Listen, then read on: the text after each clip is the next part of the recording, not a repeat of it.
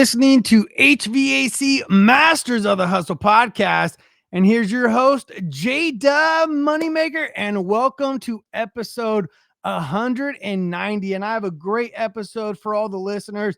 First off, I want to say I believe that everyone has a Spartan in them. It's my job, my duty, and my obligation to bring that Spartan out in you. And again, we all have greatness inside of us. We just got to tap in deep, baby. And we're going to get deep in this episode. And I'm super excited about this guest because him and I have one of the biggest things I say, health is wealth. And I was able to lose 50 pounds the last couple of years and take that and maintain the 50 pounds off the last 2 years. But now it's time to transform into the next level, the beast, right?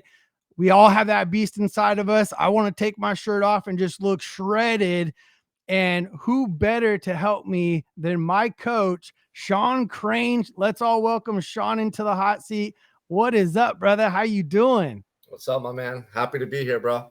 So tell the audience a little bit how you and I got introduced, and then we'll talk about your journey of your life, because I mean, you have that book behind you that you wrote, and there was a part in your life where you had a decision to go left or right, and you ended up going left, and we'll get into that. But talk a little bit about mine and your journey and what we have planned for everyone that's going to be joining us in January out here in California.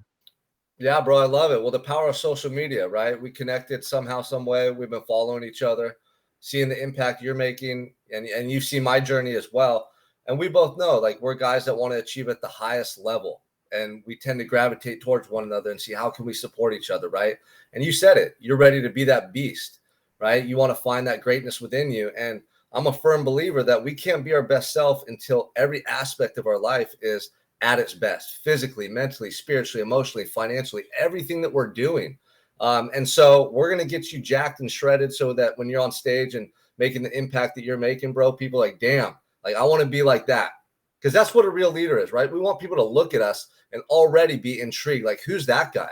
What does he do, right? Not just because we're pulling up in some nice car, but by the way that we carry ourselves, our energy, the way that we speak. That's something we have to cultivate through our daily disciplines and actions. It's not something that can be bought or taught. You cultivate that person, right? So we got your event in January. I'm fired up to share my story and my message on stage, and honored, honestly, bro, and to be working with you to get you in the best physical shape of your life. Absolutely. And I've been following Sean's journey and, the impact that he's been making with, gurus on social media. He's been on stage talking. I mean, you have a stage performance that you're going to be doing before the January event. Who's going to be on stage with you on that? Yeah, so that's Ken Jocelyn's event in Atlanta. We got Ed Milet, we got John Maxwell, Amberly Lago. Like, there's some big hitters there, right? Man, I think Eric Thomas might be there. So it's like the who's who, right? Personal development and real estate development, really. So it's going to be awesome. I'm grateful to be speaking on that stage. I mean, bro, this is something I first envisioned from a prison cell, and we'll get into my story. But I envisioned being on stage, sharing my message in front of an audience like 10 years ago in a prison cell. And now it's reality and it's happening. And I've been able to travel and share my message and make an impact on a massive scale thus far. And that's where my heart is, man. I want to serve people. I want to share the darkest, most painful moments I've gone through and what I learned. Because you said something when you opened up, like, we want to find that greatness within us. And sometimes we got to suffer to find those answers. And so I'm excited to get into that with you and share some of the things I've learned on my journey thus far, man. Absolutely. So let's start back, on this journey past 10 years ago. You're talking about in a prison cell. What led up to you being incarcerated? Yeah, so I mean, prior to the actual event that took place, I come from middle class. I came from a working class family, very loyal, a lot of love, but a lot of dysfunction. My mom and dad were battling drug and alcohol addiction. My uncles were in and out of prison, drinking, just that whole lifestyle. And as a kid growing up, I didn't think there was anything wrong with it, really, until things got really bad. And then, the cops were coming to our house. I saw my mother overdose several times. And eventually at 14, my dad went to prison. He had a pistol and almost got in a shootout in front of us. So it's this traumatic event that took place. And then my mom left us after that. Her drug addiction got so bad that she stopped coming home and she just disappeared. So here I am at 14, just starting high school, trying to figure out who I am as a young man. And I lost both my parents. And that just wrecked me. I didn't know how to process that emotion. I didn't want to feel it. So I ran from my problems. And the way I did that was I stopped going to school, stopped hanging out with my old friends, stopped coming home, and I just started putting as much drugs and alcohol into my body as I could, because that's the only thing that helped me numb out the truth, right? I didn't want to accept my life, my reality. And so I did that all the way through high school, never played sports or did anything I was passionate about, and really lost myself in that time, man. I was just in a really dark place, and I hated myself. I hated my life. And I thought that was the way things were going to be. And then so fast forward all the way till 23, just kind of partying, trying to figure things out. I was working, my uncle had a tree service and I was doing manual labor. I was his lead climber. So I was climbing trees, carrying brush, dragging brush and carrying logs all day. And I learned a lot in that experience. I learned what it meant to really actually be a man and provide. I was making money and supporting my siblings. I was working hard every day, but I was still battling my addiction, and I had demons that I hadn't dealt with. And so then fast forward to 23, I'm at a party on this really infamous part of Santa Barbara known as the Mesa. It's beautiful, pristine. There's multi-million-dollar homes, just a lot of money there, a lot of affluence. And so we go to this nice house party thinking that we're just going to be chasing girls and socializing, a buddy of mine. And it turns out, we didn't know anyone at the party. And so we're just kind of talking to random people. And eventually a girl that I knew showed up, and she had a group of friends that she was with. They were all guys. I had never seen them outside of this night before, but we knew who each other were, like through mutual acquaintances. I knew who they were. They knew who I was. So we didn't know anyone else at the party. So we're just drinking and talking, trying to, make the best of the situation and be friendly and whatever.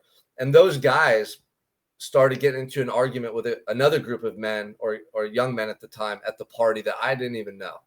And they start getting into it. And eventually the argument, gets taken outside, and you can tell there's going to be a fight. And so I'm out there watching this fight thinking, okay, something's going to go down. I'm right there. I'm too close, man. When we've been drinking, at least at that age, I was a young man. I was reckless. I wanted to see a fight, and I was way too close. I had no business being right there in the midst of that. So when the fight broke out, it was crazy. There was just people flying everywhere, punches being thrown, and it was happening all in like split second. And before I knew it, I got tackled from the side into a car and then onto the ground. And I thought that I was being jumped. I thought that the individuals who were involved in the fight for some reason targeted me, and they were just going to basically stomp me out on the ground. So I was holding this guy on top of me. He was a big guy, and I couldn't get him off of me. And I expected someone to start kicking me or punching me, but no one did. And I thought, okay, well, let me get this guy off of me. I'm like trying to roll him off of me, and he's big. I couldn't get him to budge. And finally he did, and he kind of just slid off of me.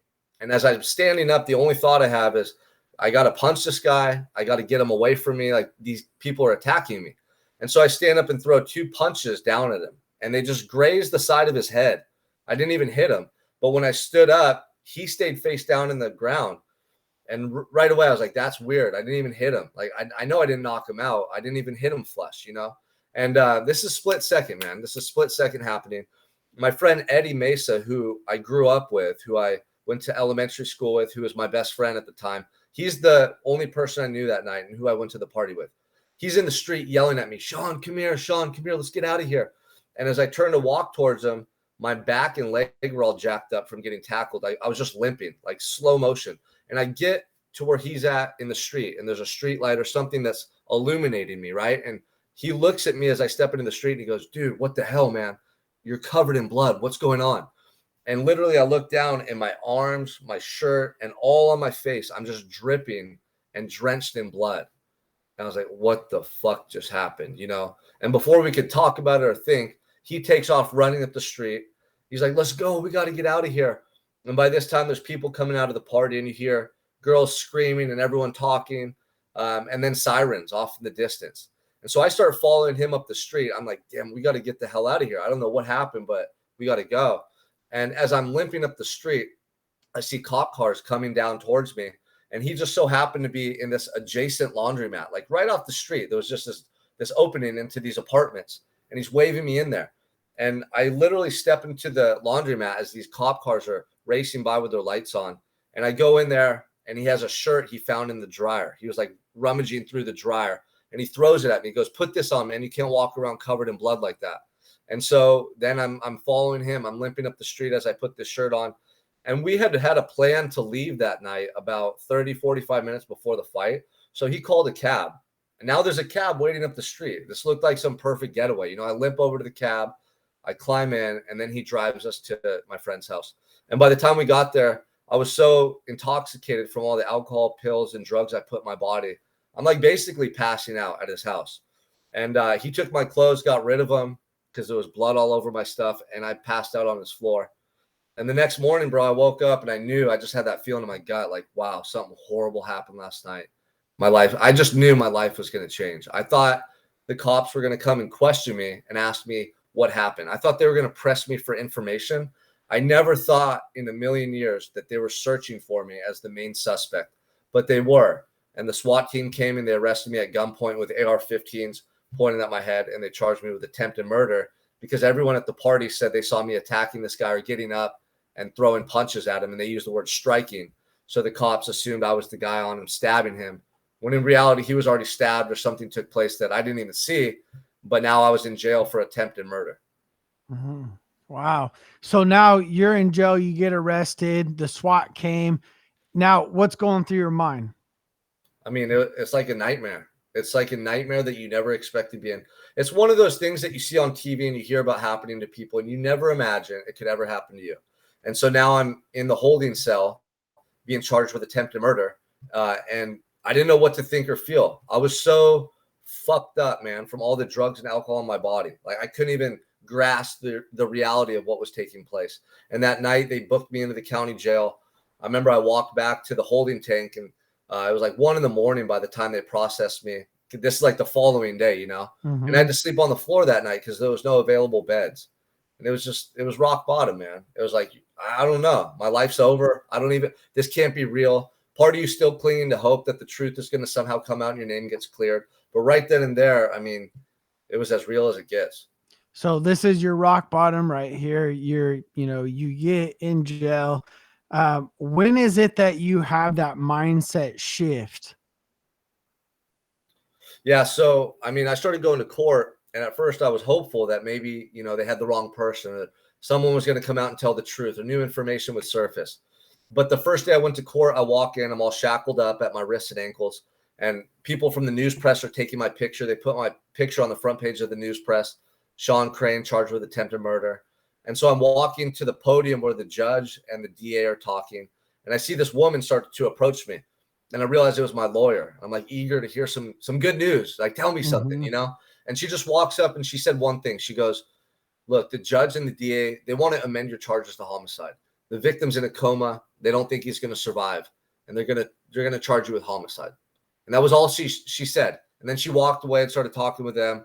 And I was put in the little holding tank in the courtroom to listen to the proceedings that day. Nothing happened. The victim miraculously survived, man. I mean, he died 3 times in the hospital, on the way to the hospital. Wow. They used the defibrillators on him. Like, this is in the police report. It's a miracle that this guy survived, So they never amended my charges. But right then and there, I knew like this was the worst situation you could ever find yourself in. And so for the next month or so, I was still in denial.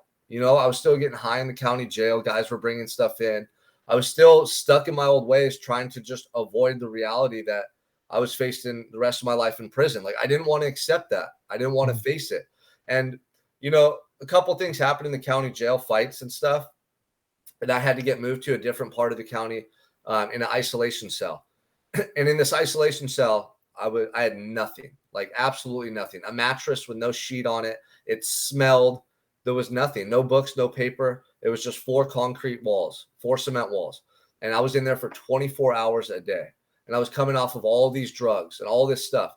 And I was just sitting in there thinking, damn, what am I doing? Like, I'm facing life in prison. I'm still doing the same things I used to do that got me here. I'm still getting high. I'm still thinking like an idiot. I'm still fighting. What am I doing, man?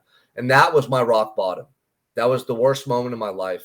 And from that moment, day in and day out, I just started to make small little improvements. At first, it was okay. I don't want to be this way anymore. Like, I don't want to have this mindset and glorify this lifestyle. I don't want to be here. I don't want to be in jail.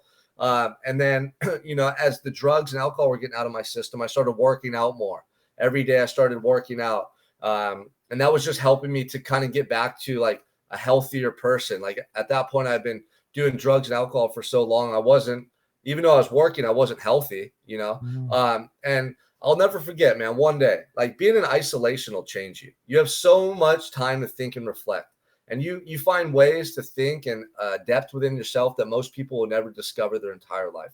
And I'm just sitting there day in and day out, bro. Like these truths are just hitting me about my life. I'm replaying all these moments of childhood, adolescence, just trying to make sense of how did I end up here? Like, how did this happen to me? This wasn't supposed to happen to me, And what I started seeing was a lot of wasted potential, a lot of excuses, a lot of fear, a lot of things that I wanted to do in my life that I didn't do. As a kid, I had these passions and dreams to be a professional athlete. Like I knew I could do good things in this world, that I was capable, but I'd held myself back because of what happened with my parents. And in that moment in the cell, I started feeling so much regret. Like the drugs were coming out of my system and I could have these feelings and emotions I'd never had. And it was just regret and just like the worst feeling you could ever experience. It was worse than the life sentence they were trying to pin me with by far. And that pain, man, I had to sit in that pain every day and acknowledge my truth. And my truth was that I had potential, but like so many people, no one knew because I didn't take action. There was no initiative on my part. I held back. And man, that pain did something to me. And in that moment, I made a defining, I made a commitment and a defining promise that has changed my life forever. And it was simply, I'm never going to have that feeling again. I'm going to be my best fucking self every moment for the rest of my life. I don't care if they send me to prison forever. I'm never again going to act a certain way to impress people. I'm not going to be a bad person. Like I want to be a good person. I want to push myself to see what I'm capable of. It was just this deep internal commitment, man, about who I wanted to be or who I knew I was. And that was literally the beginning of my transformation, bro. And how old were you at this point? I was 23. 23 years old. How long were you in for? So I ended up doing 5.5 years in prison. And so in that 5.5 years, once I had these epiphanies and these realizations about who I wanted to be, every day I just started taking action. And early on in jail, I had nothing. I finally acquired some reading paper, books, all this stuff that I could use, right? Not much, but every day I would just get up and I'd start asking myself, what can I do to better myself today? Like I knew I wanted to be someone that I was proud of because I had those regrets and I wasn't proud of who I was. There was nothing to be, proud of. I had no accomplishments. So every day I was trying to remedy that feeling. Did you find it to be a little bit challenging being in prison, trying to have that mindset, trying to surround yourself by positive people, or were you kind of just more solo, go do your thing? I know I need to progress every day. Well, so by the time I did get to prison, I had already been locked up for a year and I had a year of personal development and growth. Like my cell that I was in for 24 hours a day for that year, that was like my sanctuary, bro. I was in there in deep reflection, working out, cultivating like this mindset and this belief in myself through my daily actions, getting in peak physical condition through these burpee routines, these prison workouts. Like I was doing thousands and thousands of push-ups, I was reading, I was writing. So I was starting to grow as a person more so than I ever had in my life. And by the time I got to prison, I knew like this was my chance. Like I'm going to leverage this experience of being incarcerated to be an asset, not something negative. Like I'm going to use this time in prison to just continue to better myself each and every day. And I'm going to come home and show the world who the fuck I really am. That was my mentality. So when I got there, I had my blinders on. Like I wasn't trying to talk to a lot of people. I wasn't trying to socialize with a lot of people, but that's impossible. You have a cellmate, you interact and engage with people. And I was picky about who I would give time to or listen to an extent. And then I would just block people out and tune them out. There's a lot of negativity. There's violence in prison. People glorify their war stories. There's drugs and people get high all the time. But I knew I had made that commitment to myself, right? That I was going to be my best self. And I also made another promise at that time I didn't tell you about. It was to be sober for the rest of my life. I saw what drugs and alcohol had done to my family members. I knew what it was doing to me in my life. And by this time, I had been abusing drugs and alcohol for 10 years straight. And in that moment, I said, I'm done forever. I'm never touching drugs or alcohol ever again. And that was 10 years ago. And I've been sober ever since. So I started making this shift internally, right? With these commitments, these promises, then followed up with action every single day. So by the time I got to prison, like I just made every day count. I had my routines. I was disciplined. I was focused. And I made all 2007 days count, man. Okay. And now, you're progressing in prison. Now you're on your way out. Okay. What's going through your mind as you know that, well, did you know that you're going to be released at 5.5 years? So I actually took a plea deal when I was in county jail for 7 years. They offered me a deal that would basically make sure that I didn't do decades in prison. And the evidence was stacked up so badly against me that I took it. By this time, I had made so many positive changes to myself and just the things I was describing to you that I looked at that 5.5 years or 7 years as something I could overcome and leverage to my advantage. So I said, okay, this is going to be the defining moment of my life. Like, I'm going to use this experience to just build the most fucking dedicated, disciplined person I could ever be. And I'm going to come out of prison and just show the world who I am. And that was my mindset. So they gave me 7 years, which you end up doing about 6 on, because you do 85% of your time. Then I got 6 months off my sentence because I earned multiple college degrees in prison. Nice. Okay. So now you're out of prison. You're back to reality, right? It sets in. How does Sean continue his growth, knowing all the obstacles that are ahead of you? Did you know that you wanted to get on the fitness, that side of it and be a coach? Like, when did you discover your gift of really growing people and being on stage? And, you've trained thousands and thousands of people across the nation. Yeah, that's a good question. So those problems you talked about are like the dilemmas, getting out of prison, all the stuff stacked up against us. That stuff, and in life in general, it only exists when we acknowledge it. Like, there's all kinds of shit that could go wrong in our lives right now, right? But if we dwell on it and think about it over and over and over, it makes it real. But I learned in prison to block out the what ifs on a negative side and just focus on what can I do right now to move forward. Like, you have to get so good in prison to being in the moment and blocking out, the what ifs. What if I don't get out? Or what if this happens? Or dwelling on the past. Like, I learned to just be present in the moment and focus on what I could control and make an impact on. So coming out, that was the same mindset. And in prison, I started having a lot of guys approach me going like, Sean, man, you're in good shape, bro. Like, we see your workouts, you're a beast. Or, damn, how are you so disciplined and consistent? We see you up every day doing the same stuff. And you're positive, you're motivated. Like, how do you feel that way in prison? Aren't you upset? Aren't you sad? They were just confused by me, man, because I was different than all the other inmates. And so I started working out with some of these guys and talking to them just about the changes I was making. I got some of them to take college courses, or we were talking about their life after prison and getting them to think more positively about what they could do. And I started mentoring other guys in prison. Like, I had this group of men that I was constantly mentoring no matter where I was. And that's when I realized I started seeing them change. And I loved seeing that change in these men who most people thought would never change. Mm-hmm. And I realized in that moment, like, damn, this is my purpose. Like, I've built myself up to a point where other people are drawn to me and want to change too. And now I can help them. This is my purpose, man. This is what I meant to do. So at that time, when I was coming home, I had a passion for fitness, psychology, and just personal development. I'd read all the books. I studied everything related to fitness, anatomy, exercise science. Like, I took courses in psychology, sociology, business, everything. I was just consuming knowledge and information constantly. And when I came home, I thought maybe I'll go work with kids and be a counselor or something, or maybe I'll open up a gym and get into the fitness industry. I wasn't totally clear on it. I just knew I wanted to work with people. And when I came home within 2 months, I got the opportunity to work in a gym.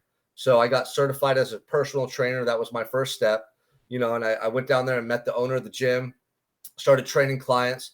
And within a year of that, I left and started my own fitness company and started acquiring clients from all over the county and getting a good reputation, getting good results, and just now starting to build up my reputation as someone who's making a positive impact and contribution on our community.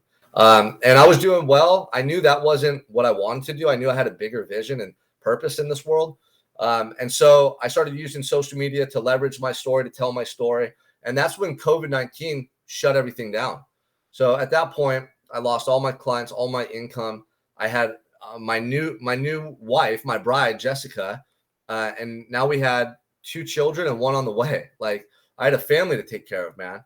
And I remember I was sitting in her rocking chair, her glider that she sat in when, to nurse the baby and stuff, at like 4 a.m, bro. And I'm just stressed the fuck out. Like, the economy shut down. All the gyms are shut down, clients. And I got this newborn, my daughter Scarlett. Mason, my stepson, my oldest, is like 10. And now my wife's pregnant with Preston. I got a whole family to take care of. And all my income and everything was just taken from me. And how am I going to help people? How am I going to work with people? And I thought for a second, maybe I'll call up my Uncle Mark and see if he'll put me to work climbing trees again for a little while until this COVID thing goes away. Right. But in my heart, man, I had come so far and I'd gone through so much shit. I'm not going to turn back now. I'm not going to give up now, you know? And I just said, fuck that. I'm all in. I'm going to go on social media and just share what I went through in prison. I'm more than just a fitness coach anyway. Like, I battled depression, anxiety. I overcame addiction. I fought through 2,007 days in the cell. You don't think I could help these people with their stress right now?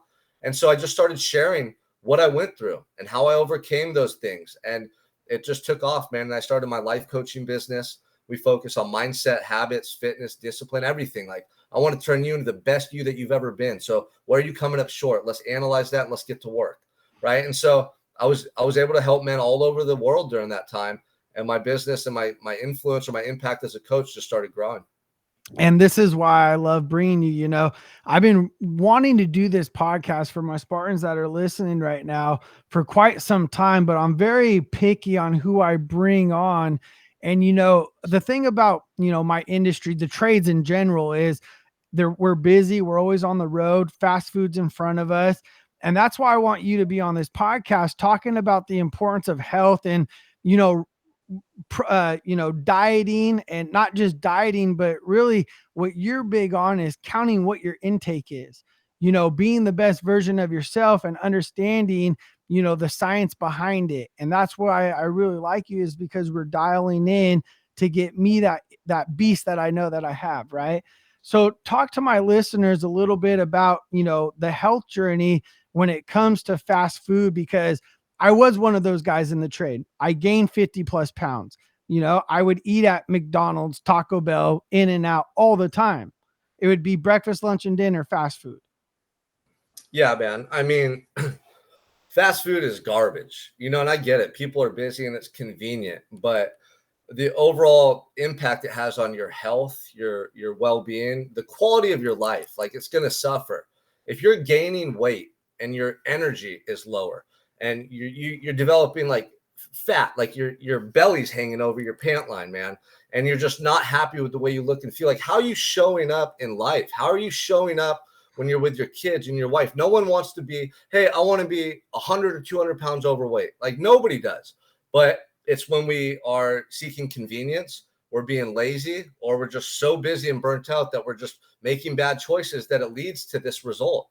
And so there's a lot of information out there, like, oh, let me do a juice cleanse, let me do keto, let me do this, let me do that. And it confuses people. And they're like, well, what do I eat, Sean? What do I eat? So what I teach people early on is just know how much calories you're putting in your body. Even if you're eating some fast food early on, or a gas station burrito, if you just eat less, you're not going to gain weight.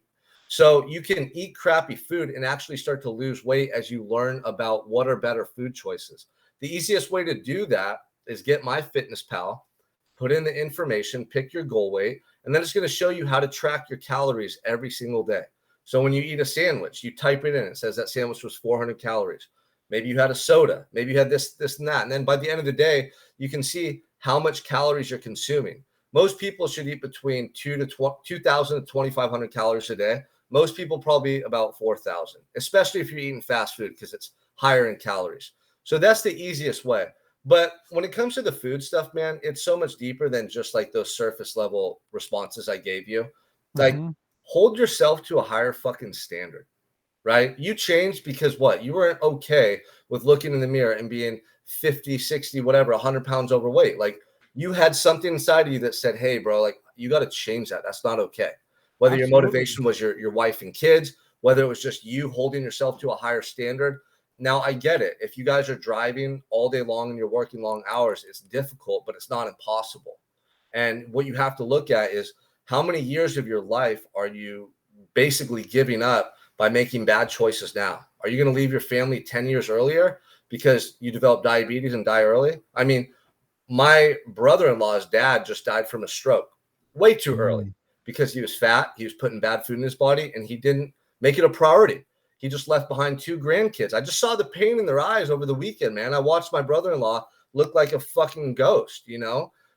This is what's at stake. And I take it so personal. Like, bro, I want your kids to have the best life. Therefore, I want you to be the best man. That's how much I care. So I'm going to hold you to the highest standard, show you what to do, and we're going to fucking do it because we want to leave a legacy. We want to make a positive impact because a lot of us know what it's like to grow up not having that man or that role model in our lives. We know that pain. I know that pain. I do too. And I'm not going to contribute to that pain. I want to resolve it.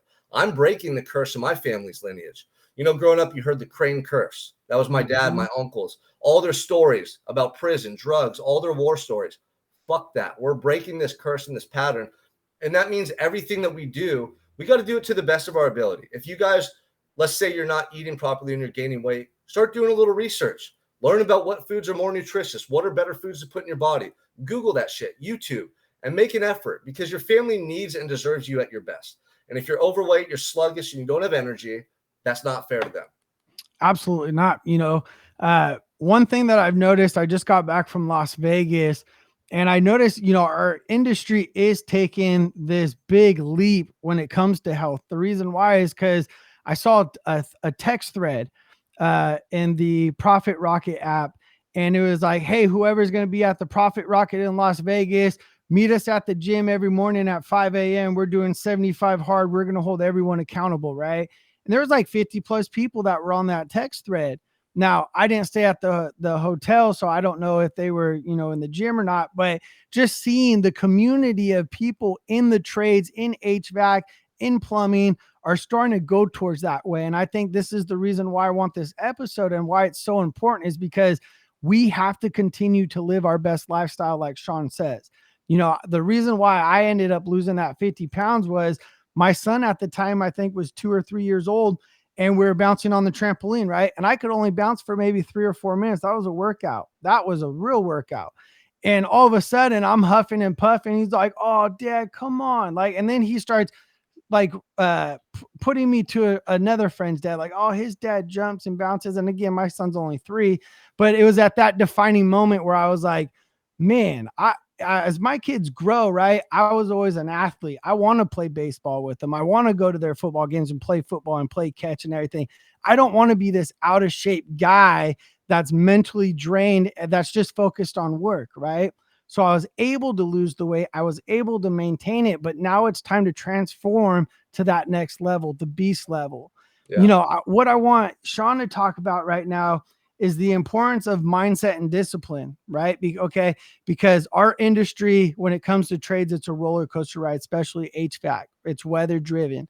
So what do you tell people that are beating themselves up right now because maybe they're in their own ways or their own head, and maybe they feel like they can't do a workout or they can't wake up at 4 a.m? I mean, one thing that you and I discussed, right, yesterday, perfect example. I said, dude, I'm extremely busy. I'm not trying to make an excuse, but I wake up at 4 a.m. to do training on the East Coast. So what did I do to hold myself accountable? I told you every single morning, no excuse. If I have to wake up 30, 45 an hour earlier, I'm going to post you a picture and send you a video every single morning, right? So talk about that mindset. Yeah, I mean, mindset's everything. I haven't worked out for my body in a long time, bro. Like for me, it's all about getting mental clarity, killing those demons and that bitch voice that's telling us to sleep in and hold back. Because if you condition that bitch voice, it's going to plague you in other areas of your life. That's the voice that's telling you to take shortcuts in everything that you do, right? We got to kill that voice. And the best way to do it is get up early, do something difficult. That means a workout. Now, most people think like, oh, I don't have time, or I'm working these long hours. I'm getting a workout at work. And they think it's going to like, you know, make their workday more difficult. But if you get up early and you do a quick workout that elevates your heart rate and gets your blood flowing, you actually have more sustainable energy throughout the day than if you sleep a little extra and just get up all lethargic. Like I feel so much better on the mornings that I work out or run than I do if I miss a workout, because you're revving up that internal engine, bro. And every day that you get up early and you do that workout and you start to forge that discipline, those are acts of self-love. Like if you don't feel the way you want in your life, like maybe you're making money, you're working to provide for your family. I hear this all the time, but guys are like, Sean, I just don't feel like my best. I don't have that like purpose, that drive in my life. And it's because they're not doing anything that makes them feel good about who they are. They're neglecting themselves. You can't neglect yourself, eat bad food, drink, not work out, not do these things that help you to feel better and expect to feel at your best. It's impossible. So get up a little earlier, do a quick workout to elevate that internal state. Literally over time, your whole world will start to change. And nothing really will change, but you feel different. So you show up in the world differently. And I promise you, man, if you're a guy listening, you have a wife or kids, they're going to feel the difference. They're going to see it in you. There's an energy thing that takes place. There's a transfer of energy. And when we're taking care of ourselves, we show up with more positivity. We show up more upbeat. Our body language is different. Our tonality, so much that goes unnoticed will start to impact the people in your life, man. And, you know, I can't say it any better than this. Discipline is an act of self-love. So every time I personally get up early, even when I didn't want to, every time I go run like this morning, even when I don't want to, I feel way better than if I just bitched out and said, I'll do it later. Like internally, that puts you in a state of like regret and guilt. You're like, damn, dude, I said I was going to lose that weight, but I just skipped the gym again. Like, how do you think you're going to show up in other parts of your life if you have that low view of yourself, that low level of confidence because you're not showing up for yourself? So I don't care if you want to make more money, be a better husband, grow your business, being physically fit and disciplined and cultivating that mindset is key to elevate any aspect of your life. You know, I want to talk about the importance of, you know, family.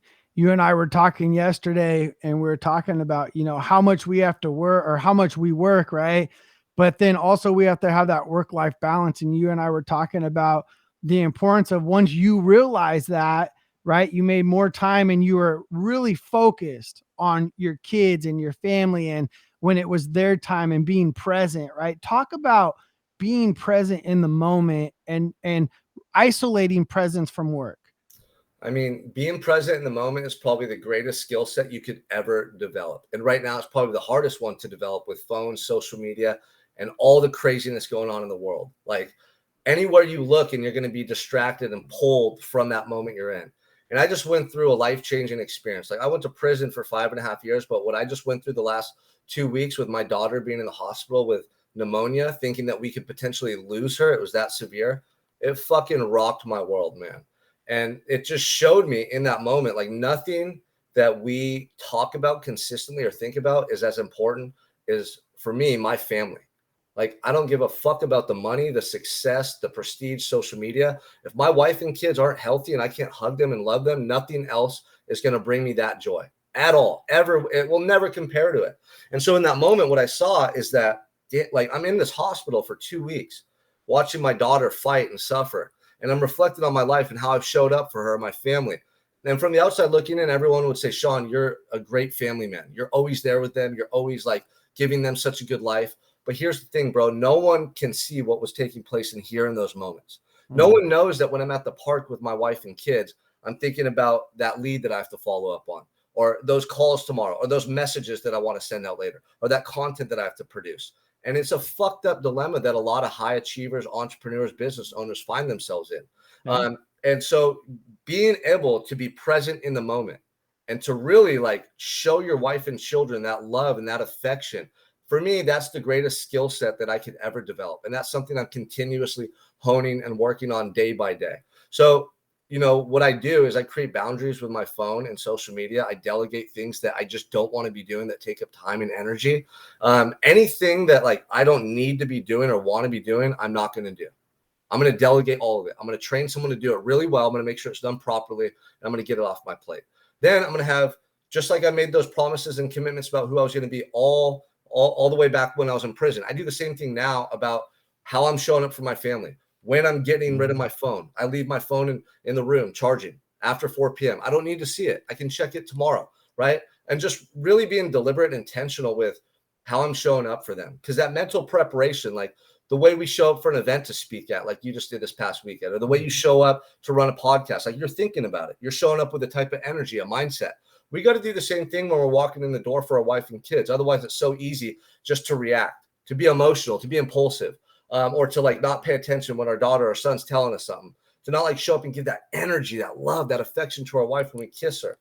So for me, man, that is just as important as any money or impact I make. That's more important. And that's the mentality that I have. They're first, always, every day, every moment. I want them to feel that. Love it. Love it. I mean, just like you said, that's something that I had to learn and I'm still learning, It's a right? work in Is progress, right? But we absolutely. got to be honest about it, because I think so many people are like, yeah, I'm doing good. And they're not. I've been there. I've been there in the past where I'm like, yeah, dude, I got, just such a good thing going. But in the reality, I'm like allowing stuff to stress me out. My energy is misplaced. I'm thinking too much about business when a lot of times things are just fine, bro. Like, I Yeah. was in the hospital for almost 3 weeks. Nothing changed. Like, everyone's fine. My clients are crushing it. Business is running optimally. Like, we just do it to ourselves a lot. And so that's a skill set. It's a skill set. What helps me, bro, is like every morning I get up and have an hour of self-reflection and I analyze myself. I think about the day Mhm. before. Did I go to sleep with any regrets, or was it a 10 out of 10 day? Like, did I crush that day as a father, as a husband, as a coach, as a leader? Or were there a couple things that I missed, or a couple things that I did that were out of character? And I just do that moral inventory every morning. And that helps me to align for that day. And I make sure I'm not going to repeat that mistake ever again. I'm never repeating the same mistake the next day that I might have made the day prior. And just having that time to pause and reflect day in and day out, you can really like catch things before they become habitual or detrimental in your life. And you'll realize, man, you have so much more awareness going into your day. One thing that I want to talk about, and I love everything that you're saying, but I really want to talk about the book that you wrote, Prison of Your Own. Okay. I got to And send you that, a copy, man. yeah, send me a copy. And what I'll do is send me two. Send me one for myself, and then I'll give one away as well.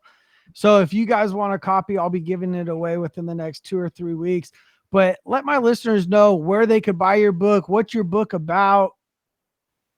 Yeah, so Prison of Your Own. I wrote it right when COVID started. It's about my experience being incarcerated, and not just what I endured and went through or what led me to prison, kind of what I shared earlier, but what took place on a deeper level, on a spiritual level, on a psychological level. What were the actual like changes I made in my thinking? What were the mindset and perspective shifts that I was able to make in that jail cell that helped me to really take control of my life for the first time in my life? And I tell you this, you guys, like, my definition of success is living in a state of enlightenment and peace, meaning we're all stressed out. We're all consumed by information. We're being pulled in a million different directions. When's the last time you truly felt at peace? Like, just at peace and in the moment, like nothing else mattered. It's really hard for people, especially nowadays. And I was able to experience that in prison. I remember I had these moments of clarity where I just felt the most immense gratitude and peace I ever had in my life. And I was looking at decades in prison. And it just changed my life forever, because I realized a lot of the stuff we think is going to make us happy or we don't need. In fact, those things take us further away from peace, further away from enlightenment. All I was focused on in that moment was living in the moment, focused on what was in front of me and doing it to the best of my ability, whether it was push-ups, writing a letter back home, reading a book, or whatever it was. And so I started cultivating this experience internally, right? And so it carried me through prison, man. It helped me to thrive in a really negative environment. So in that book, I outline like what I actually did. What's my morning routine? What's my daily formula? What workouts I was doing, why I was doing them that way. Just a lot of stuff related to self-optimization and personal development that'll help anybody in any walk of life, man, because we all have a potential that we're striving to meet, right? And there's certain steps we need to take to elevate ourselves to really be able to embrace that potential and live it. So if somebody's going through their life and they're struggling, or you want to just improve who you are in any facet of life, this book will help you. I talk a lot about my addiction, overcoming that, depression and anxiety. And if I could do that in a prison cell, I promise you guys can right now as well. I love it. Sean, I got listeners from business owners, sales professionals, supervisors, office staff. What would you like for them to get out of this episode of HVAC Masters of the Hustle? I mean, honestly, it's inspiration. It's easy to get burnt out when you're not inspired in life. But I tell people this all the time, like, you're not tired, you're just uninspired. So are you guys happy in the position you're in, or do you feel like you're called to do more? Are you holding back? Are you in your comfort zone? Do you know that there's a next level for you, that you want to start your own business or expand in the current one? Like, what is it? My message is, life is so damn short. I almost lost my life when I went to prison. I thought it was all over. And I literally like felt like I was dying in that jail cell because I was facing life. And I felt and saw things in a way that most people won't until they get to the end of their life. That regret that I spoke about earlier, it was the worst pain you could ever imagine. And it pains me now to see so many people coasting through life because they don't know they're going to get to the end, or they're going to have a moment of clarity like I had when it's too late, and they're going to go, damn, why didn't I make those changes sooner? Why did I hold back? Why did I act like this was a rehearsal or I had a do-over? Like, there's no second chances. I got one. And it's my responsibility to bring this message, man, because I want anyone listening just to push themselves more, to get out of that comfort zone, to see what you're made of, to challenge yourself more, to give more of yourself to others, and just live this life fully, because you don't want to be in that position where you're dying and you wish you had a second chance. It'll be the worst fucking pain of your life, man.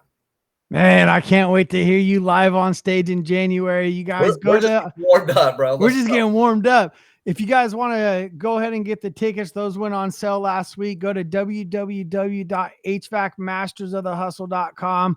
I'll go ahead and float the website on the bottom as well.